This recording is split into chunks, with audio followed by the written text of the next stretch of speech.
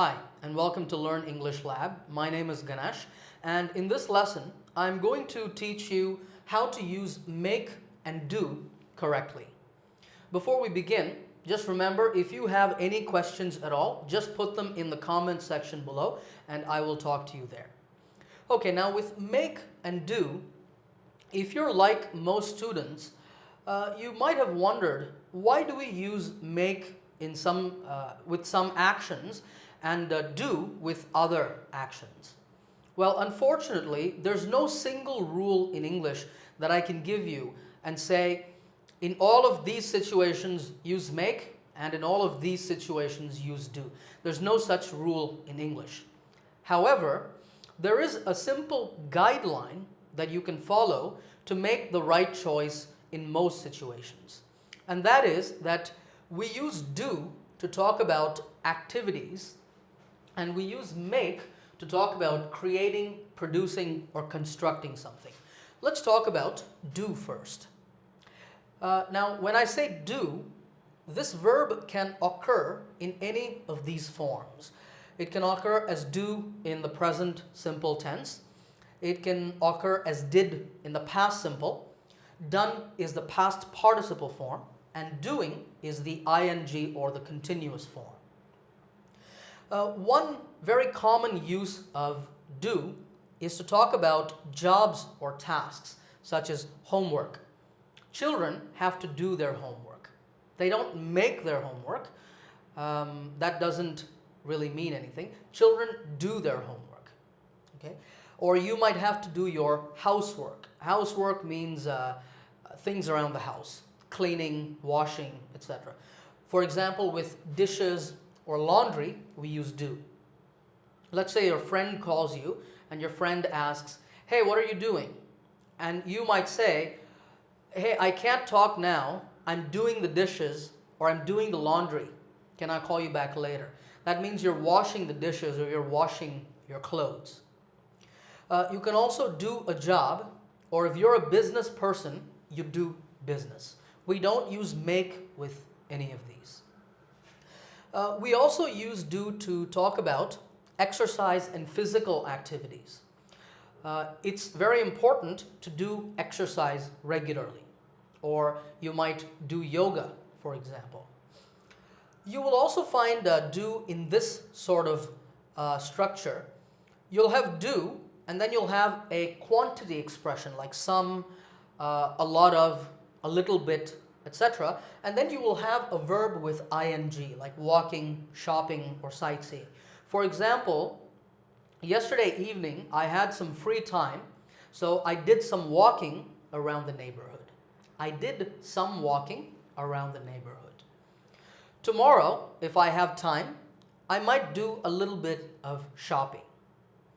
When I went to Spain on vacation with my family, we did a lot of sightseeing. Okay? We did a lot of sightseeing. So this is a very useful form that you can use. Do, and then a quantity expression like some, a lot of, etc., and then an ing form. Number 3 is a very common expression in English. Can you do me a favor? And some people make mistakes with this. They use make sometimes. That's wrong. Can you do me a favor? Favor is basically a way of asking for help. Okay, but a favor is a little bit stronger. The other person might have to make a lot of effort to do you a favor. And usually this means that you will return the favor in some future time. That is, you will help them in return sometime in the future. So the expression is, can you do me a favor?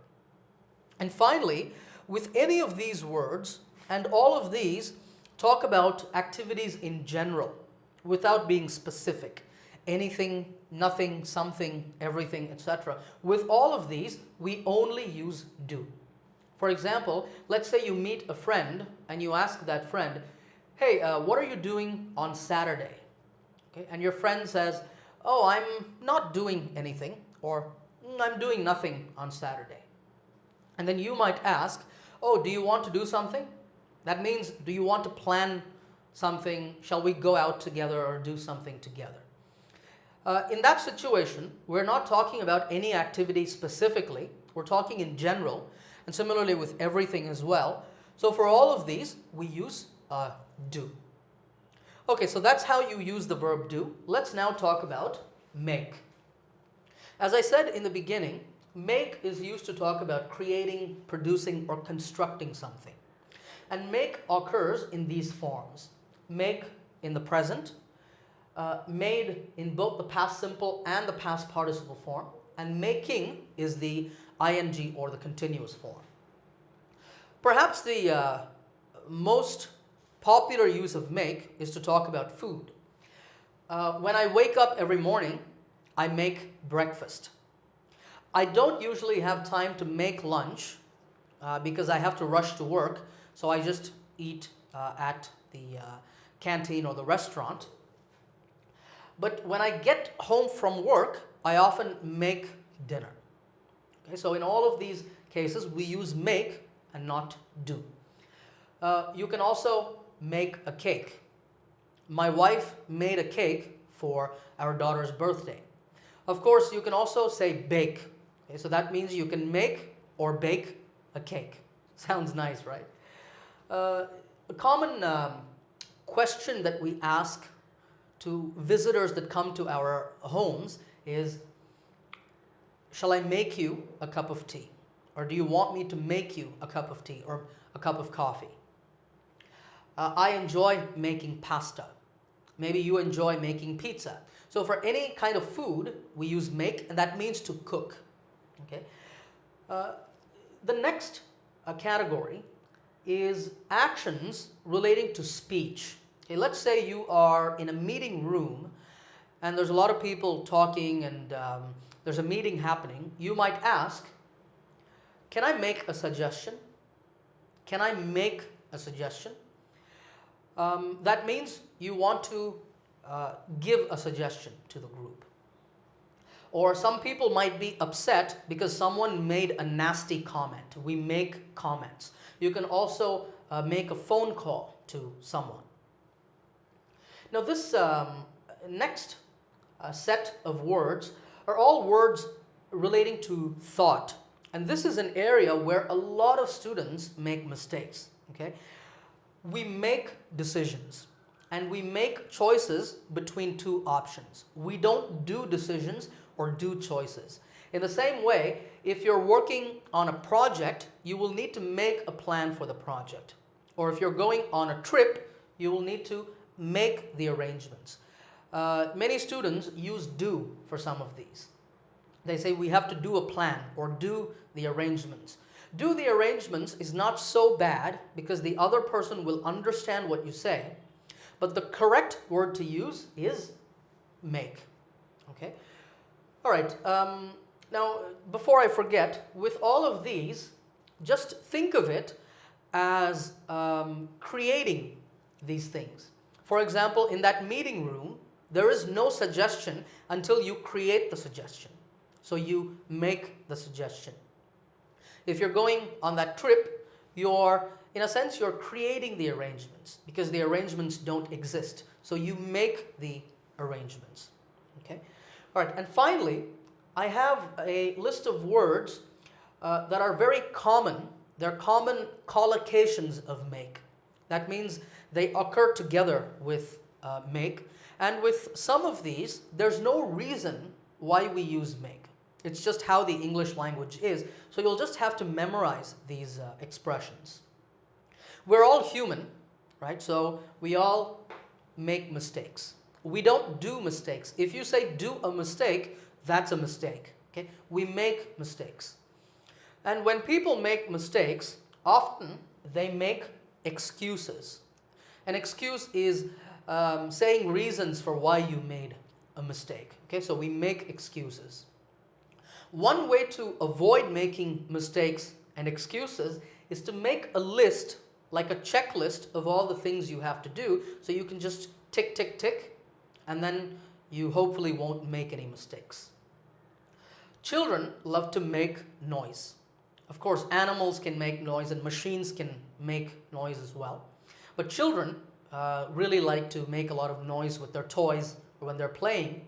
And speaking of children, one thing that they hate doing is to make the bed. Now you might ask here, what does it mean to make the bed?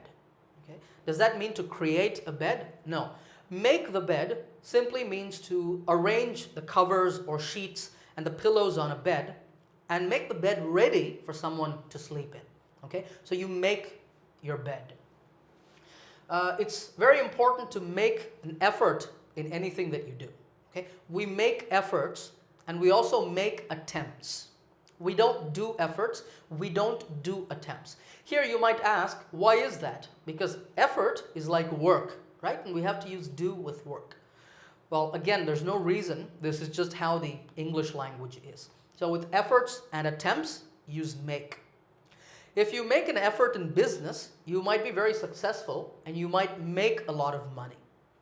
Make money doesn't mean to create money. Only the government can do that. Make money means to earn money. Okay? It's also very important to make sense when we speak and write. Make sense means to speak or write meaningfully. And last but not least, we make friends. Make friends means to become friends with people. Okay, so those are the most common uses of make. Now, as a quick recap, just remember that we use do for activities and make to talk about creating, producing, or constructing something. Now, if you are confused about whether to use do or make in a situation and you're not sure, just use do and your meaning will be clear in most situations. All right, now it's time for a test to see if you can use make and do correctly. Okay, on the screen there are 10 sentences, and in each sentence you have to choose between do and make. Take a moment now and pause the video if you like. Think about your answers, and then we will discuss them. All right, let's look at the answers. Number 1, Nicholas asked me if I could do him a favor. Number 2, please excuse me for a few minutes. I have to go outside and make a phone call. Number 3, have you started making arrangements for the wedding yet? Number 4, the company does business in 18 countries around the world. Number 5, Ruby failed the exam because she never made any effort to study for it. Number 6, I haven't yet made a decision on whether or not to accept the job offer. Number 7, stop making excuses and just admit that you made a mistake. It's make in both cases. Number 8, doctors recommend doing at least 3 hours of physical activity per week. Number 9, something is wrong with my laptop. It's suddenly making a lot of noise. Number 10, let's make a list of all the things we need to take on our camping trip. All right, did you get them all right? I hope you did. Don't forget to subscribe to this channel. And as always, if you have any questions at all, just let me know in the comments section and I'll talk to you there. I hope you enjoyed this lesson and I'll see you in another lesson soon.